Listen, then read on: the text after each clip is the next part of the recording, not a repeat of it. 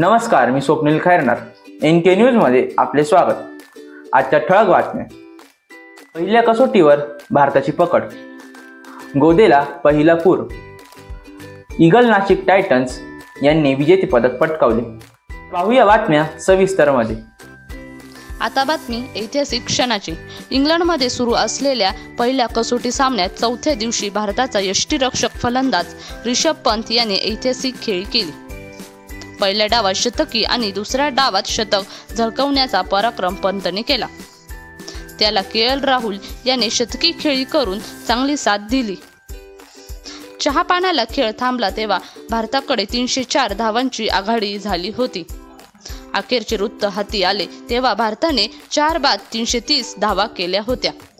NK न्यूजसाठी अस्मिता खैरनार, नाशिक. आता बातमी पावसाविषयीची.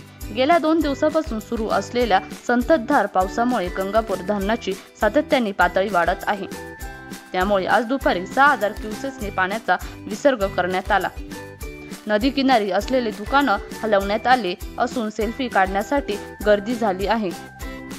महाराष्ट्र क्रिकेट असोसिएशनतर्फे घेण्यात आलेल्या MPL क्रिकेट स्पर्धेत नाशिकचा आक्रमक खेळाडू साहिल पारख याला स्पर्धेतील बेस्ट इमर्जिंग प्लेअर म्हणून गौरवण्यात आले.